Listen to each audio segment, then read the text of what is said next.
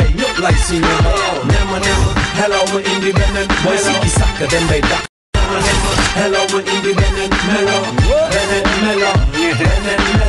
de fee ko neneen indi leneen yéena ko la. Salam alaikum, bonjour ou bonsoir, ça dépend de quel côté du globe vous vous trouvez. Bienvenue dans un nouveau numéro de Benen Melo. Benen Melo, votre émission de culture urbaine. Je vais même dire la baisse pour tous ces amis mauritaniens qui m'ont reçu la semaine dernière lors du festival Assalamu alaikum hip hop de Monza et toute sa clique. Ñoom Kaaw gars yi yëpp ñu ngi leen di ziar. Donc di leen xamal tamit que ne maa ngi waaj a tayle sama carte d'identité sénégalaise pour ñëw nekk mauritanien yàggatul dara. Benen Melo aujourd'hui reçoit un artiste spécial.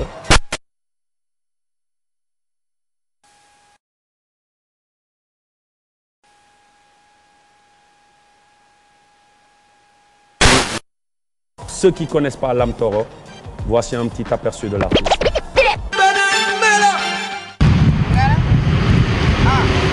Lam Toro, de son vrai nom Abdourahmane Seydou Sarr, est né à Guédé dans le département de Podor, région de Saint-Louis du Sénégal. Élevé et choyé par sa grand-mère, Lam Toro a vécu loin de ses parents, parti étudier à Dakar. Il a simultanément côtoyé l'école française et l'école coranique où il a connu les rudes labeurs des enfants de Dara. Mais la richesse culturelle de sa région natale a très vite eu raison de lui et c'est le choix de la musique qui s'est imposé avec une facilité déconcertante. Arrivé à Dakar pour ses études secondaires, Abdourahmane Seydou Sarr découvre, comme les jeunes de sa génération, le mouvement hip-hop à travers la danse. C'est ainsi qu'il forme en 1994 le groupe Bayredi avec ses amis Tikili, Sadiq Man, Fidel et Master Dan. Sa famille, attachée aux valeurs sociales, ne voit toutefois pas les choses du même œil. Les parents d'Abdourahmane auraient voulu que leur fils se consacre entièrement à ses études. Cette incompréhension durera une longue période et il a fallu du temps au jeune rappeur pour changer la donne.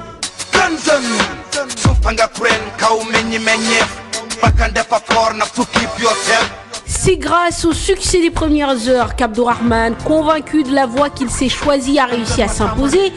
À l'école d'ailleurs, ses camarades ne l'appellent plus que par son nom de scène, Lam Toro. Pendant 11 longues années, lui et le Bayredi se font connaître et apprécier dans les spectacles organisés dans le milieu scolaire et lors des premières parties d'artistes sénégalais où le groupe est invité.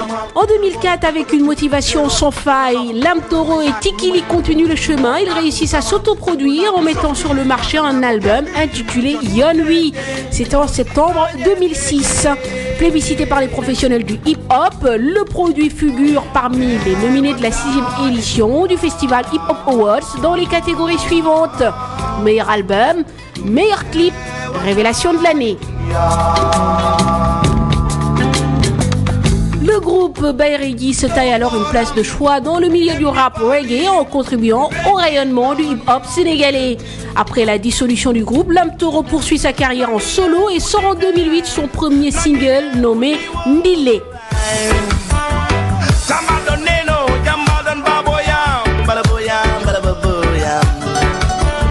Le succès au rendez-vous et un an plus tard à peine, le rappeur produit un deuxième single, Up Down, qui lui permet de participer aux événements tels que les 72 heures du hip-hop, le Hip Hop Discover et le Festa 2H.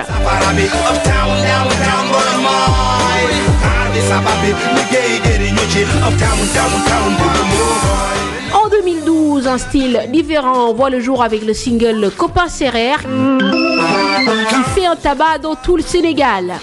Lam Toro est aujourd'hui un artiste incontournable dans le paysage musical sénégalais et cela, le jeune talent de Guédé ne le doit qu'à sa détermination sans faille et l'amour qu'il porte à la musique.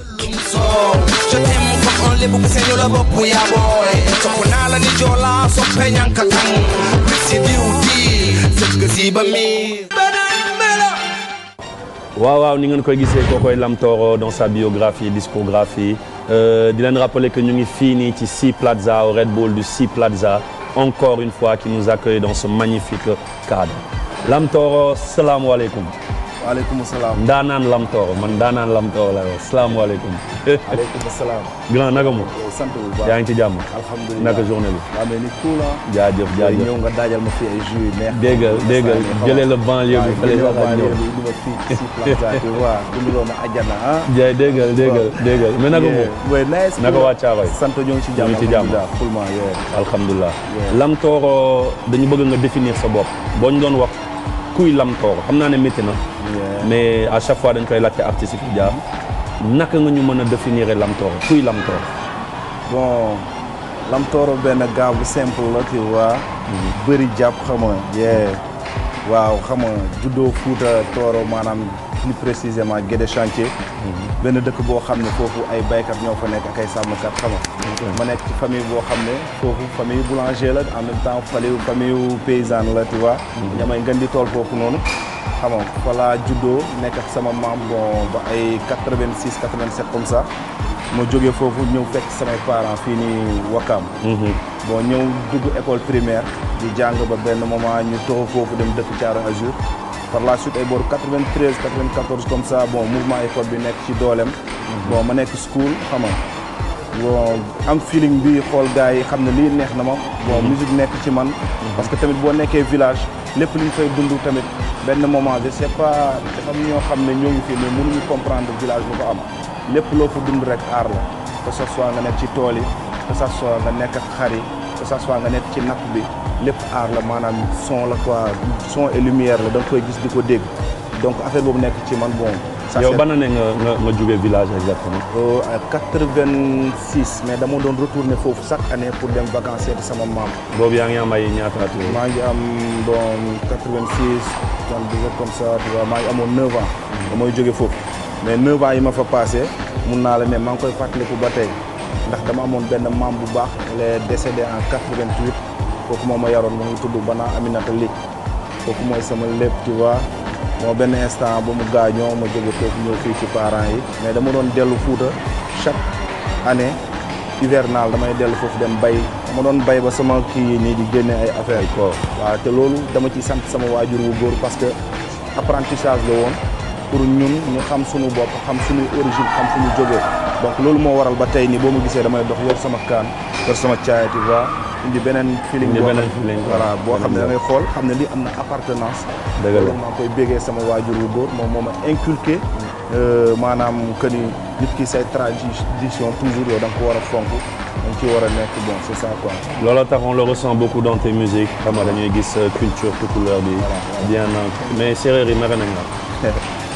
waaw séeréer yi bon séeréer yi man pour man waruñu ma mere parce que boo xoolee séeréer dëkkul woon Sine séeréer dëkkul woon Fatick boo retracé histoire tukulóor yi ñoo ngi jógee Égypte même ba ci wolof yi boo demee ci Blaise Diagne yenn ouvrage yu mu defar di nga gis ay mots olof yoo xam ne dafa jógee Égypte gis ay mots tukulóor yi jógee Égypte ak ay mots séeréer yu jógee Égypte donc ba désert du Sahara bi amee gars yi di migré di wàcc ba egg ci fleuve Sénégal bi ñun tukulóor yi fa la ñu sancoon séeréer yi ñëw nekk suñuy doom xam nga dëkk suñu wetti waa ñu yor leen xaw ma ñu def fa seen i xàmba et tout xam nga ñu am ak ñoom benn cousinage plaisanterie bu garaaw c'est peut-être après ba El Hadj Omar Foutiyou Tall ñëwee da ngay comprendre affaire bi nekk ay jihaad boobu séeréer yi ay cedd yu mag la ñu woon parce que ba tey ñun dañuy bay suñu tool fële di gas ba daj benn ndaal bu am ay béjjén et tout xam nga après Omar bu mu ñëwee ñoom ñu xuus jubal ñuy dem Siin ñuy dem fële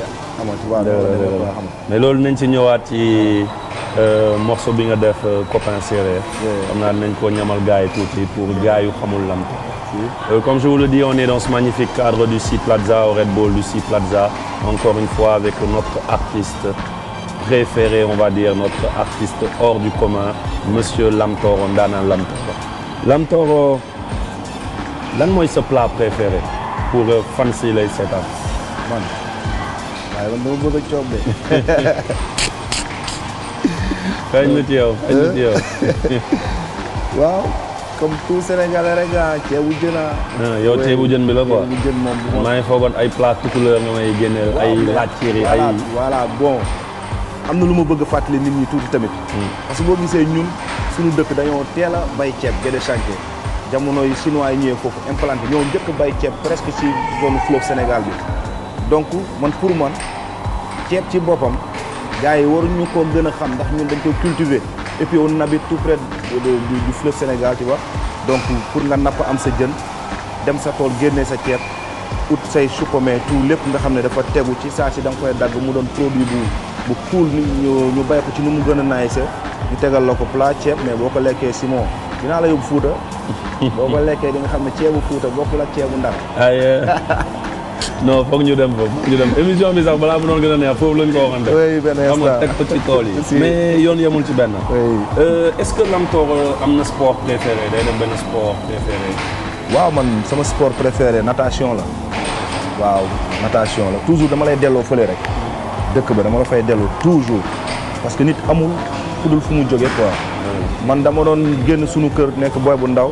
summeeku sol short rek tëb ci dex bi parce que suñu kër ak dex bi moo jàkkaarloo damay génn rek tëb dugg fee tuus donc bu mu ñëwee dëkk Thiaroye Azur tamit dëkk près de la plage man chaque fois bu ma yeewoo fa laay dem bon def natation quoi natation mooy sama sport préféré. à part rap bi à part hip hop bi yow ban passion nga am quoi bon à part sport bi ngay wax mais ban passion ci leneen soo nekkul ci rap bi ci lan ngay nekk en général.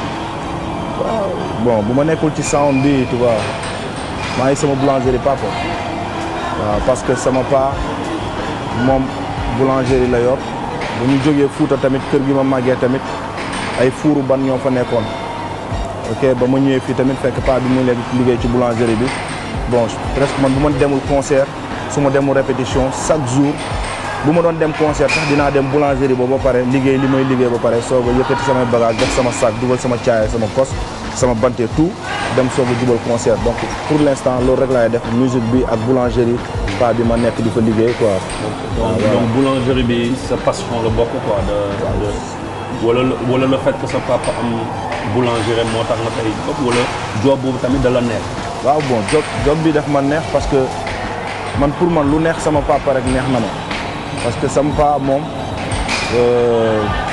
dama yàgg gis moom amul samedi amul dimanche amul korité amul tabaski chaque jour day job gis ci moom ko xam ne moom nii rek lay def donc mu dem ba tamit valeur yooyu nekk ci man mu nekk loo xam ne man tamit boulangerie ba donc chaque fois su ma demee ba deew ma Caaroy géej liggéey boulangerie sax damay wéet benn instant nii donc pour l'instant defagu amaguma leneen lu may def lu dul musique ak dem boulangerie ba quoi. dem nañu sa koñ. maanaam dugg nañ fa gis nañu say copains d'enfance. interrogé nañu tamit sa famille. xam nga donc paa bi mère bi tante bi xam nga ak ki nga bokkaloon groupe tamit ci biir donc dañ la bëgg a juste présenter ñoom lu ñu wax ci yow. ñu présenter ko comme ça gars yi gën a xam kan mooy Lamtoor. bismillah affaire baa ngi.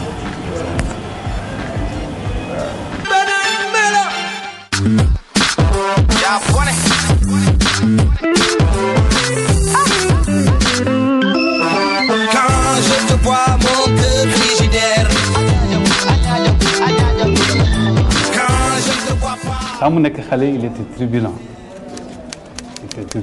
loolu moom gauche droite. il était turbulent dafa soboon mais man pour man yaakaar moom sax dana def musique loolu moom dafa doon ay bricolage da doon jàng def ay bricolage ay affaire frisière ay baxal ndox ay branche dala man pour man leneen lay def loolu laa yaakaaroon loolu moo tax bu mu nee day def musique dama nangul mu def musique.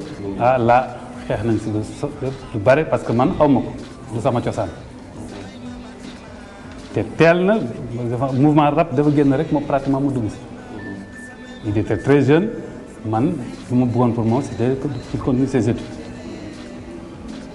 xeex na moom façon bu nekk mais à la longue je me suis rendu compte que kii mu ngi si affaire bi par conviction parce que xeex nañu dóor naa def naa lépp def nañ ay réunion de famille nekkoon na boole ñaar yi mais je me suis rendu compte que vraiment il a l'amour de ce qu'il fait donc j'étais obligé man ma décrocher ma ne ko léegi comme loolu la bëgg day ñun ñu topp ko si loolu.